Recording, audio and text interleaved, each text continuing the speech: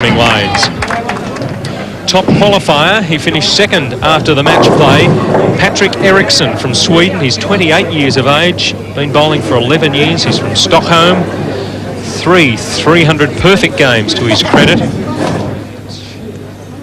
Robert Thompson, who hasn't been out of action in this final 5 step-ladder competition, begins our third match. And that's much easier than it could have been. That split would have been difficult. He got a nice break with the pin at the back, taking out the 9-pin, so taking it from a difficult spare to an easy single pin conversion. Now Eriksson, who has bowled in Australia before, South Sydney at the World Cup in 1984.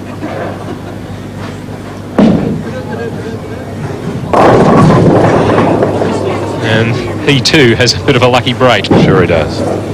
Thompson should convert the spare without a question, and doesn't.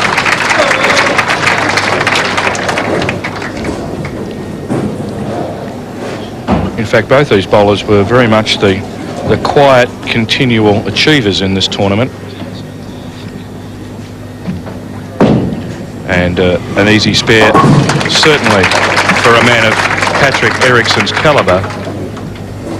As you said, Peter, he was top qualifier after the 20 games of qualifying, averaging 216, and then dropped to the second place after the match play and the qualifying were totaled, but still kept that pace. He was averaging 214, so he's been very consistent for the last couple of days in this event. How do you feel, though, even though you've performed earlier on, when you come up against a man who is on a roll like Thompson? It's always difficult. Robert's been on this pair of lanes now for 2 matches. He understands the lanes. He's scoring well. He's been lucky. Other bowlers have let him in. He really is confident and running hot. Well, in all other sporting endeavours, the Swedes are rarely flustered. I suppose it's no different in Tenpin bowling. Exactly, Peter. As I said, very much the quiet achiever, Patrik Eriksson. And why not with this style? Out down the gutter, the ball coming into the pocket late, but a perfect count.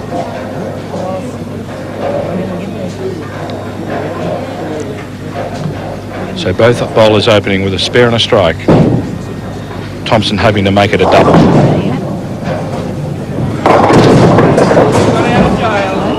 Yeah, one of the spectators saying he got out of jail. I think it was the 7 that fell nicely to leave him with the 3, 6, 10 spare. Certainly not an easy spare by any means, but made a lot easier without that 7-pin. Eriksson now has the chance to make 2 strikes in a row and take a quiet lead here. Just a touch high, leaving 6 and 3. Don't think he got out of that ball all well. He looked at his thumb and perhaps hanging up in the thumb hole. But an easy spare for Thompson.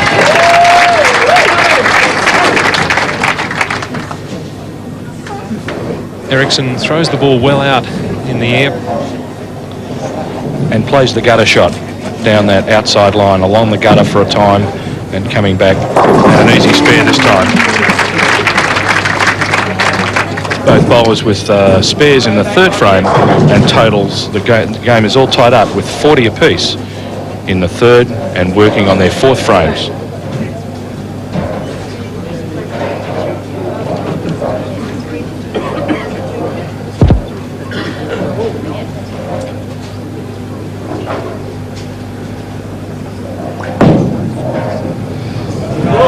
Into the pockets.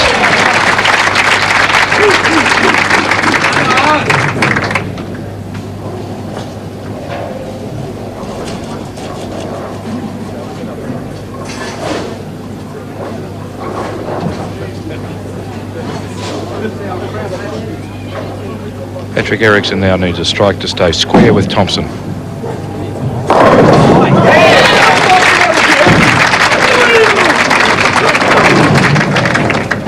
Interesting match, Peter, whereas in particularly the first game between Thompson and Bradford, after this stage, after 4 frames, both bowlers had the lead and lost it. This game is all tied up. You can feel the tension building here too, because of the tightness in the match. Quieter than it has been. Thompson working on a double here. And gets it. Terrific sportsmanship we've seen here all weekend. The Swede coming to pick up his bowling ball, clapping that strike from Thompson. Very quick to acknowledge good bowling from the opponents, all the bowlers here. Playing off for a place in the final, these two. Oh, now going blow for blow. They don't want to break that tie. And a perfect shot by Eriksson. All 10 in the pit.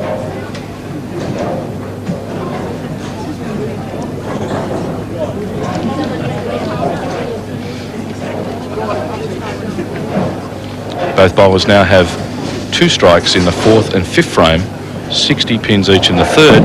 Thompson for 3 strikes in a row. That 4-pin did a real flip but didn't take the 7. Terribly unlucky. It must have been so close to touching it. And with the way it was spinning around, there was no way the 7-pin would have stood. We'll see here. Incredible how it didn't touch it. It was the 2 jumping up and down, but leaving 1. So the strike here for Eriksson, and to lead by 11.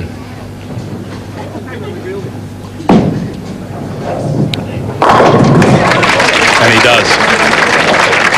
5 times the Swedish Masters champion.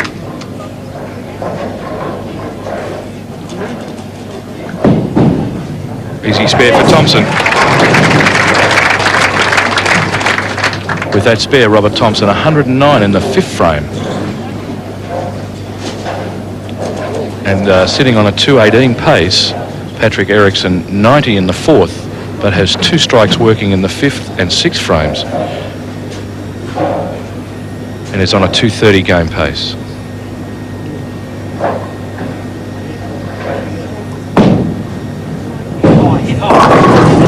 And it's crossed and hit a little high to the flush of the head pin on the left-hand side. An easy spare, but certainly lets Thompson into this match. You see it taking the head pin straight out, ideally for the right-hander. It needs to be just on the right-hand side of it, that pocket between it and the 3, exactly where Thompson delivered that bowl. And Thompson took his chance, and opportunity knocked for him, and he didn't miss the mark. He needed to strike to stay with him. Eriksson leads by 8. And now more. Now behind. Now behind. And there the gate has been opened again for Robert Thompson.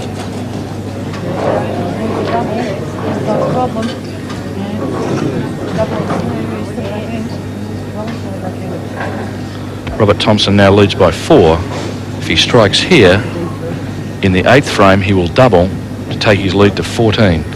How this match has turned around in 2 frames. Looks great.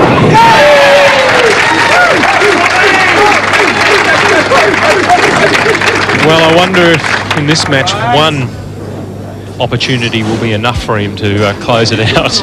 Well, he's had a couple of gifts over the last couple of matches, Peter. Surely you wouldn't think any more would come his way, but that was remarkable for Eriksson to miss that fairly easy spare for a man of his talent. And he nearly leaves it again.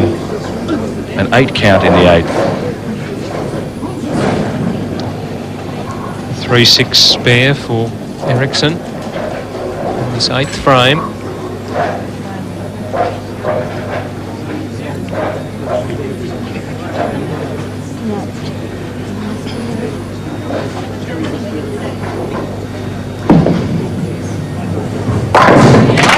He makes no mistake with that. Put it to bed, bud. Put it to bed.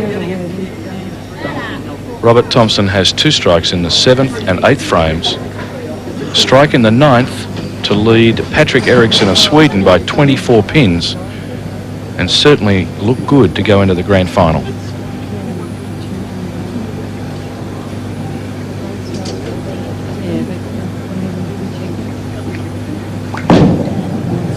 That looks terrific. But for the 10-pin, well, now Eriksson, a strike here. Keeps himself alive. Well, it certainly did everything but take the 10 out. It was almost a perfect shot, not tapping the 10 off. Patrik Eriksson must strike here to stay with Robert Thompson. Sliding high, and well, the 10 went to make the spare easy enough for him, but not what he was after. He struggled on this television pair. The TV lights have dried out his line a little bit, so his ball's hooking more, therefore he's not...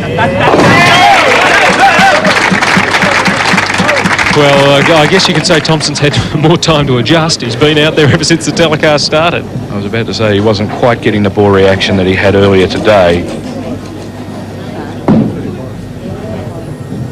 And an easy spare for Patrik Eriksson in the 9th.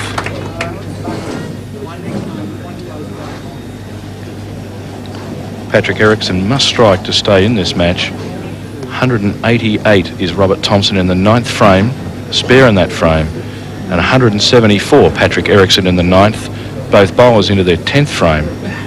And if Robert Thompson does anything here in the way of a spare or a strike, he will virtually shut out Patrik Eriksson.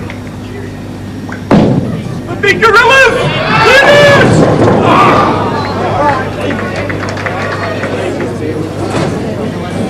Well, he's shown great composure. Just got to hold it together from here on in.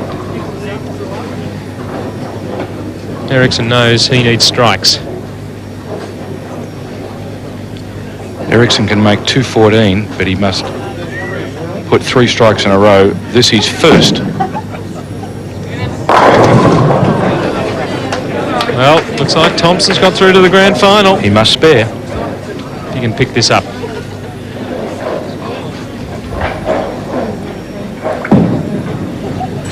Mission accomplished.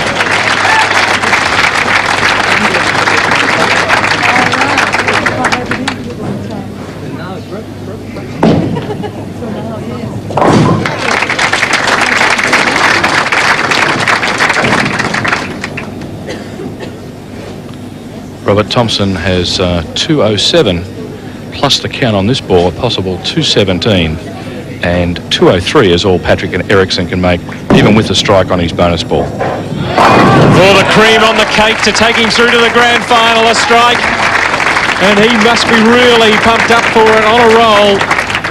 3rd place for Patrik Eriksson. He finishes with a strike. Losing by 14 pins.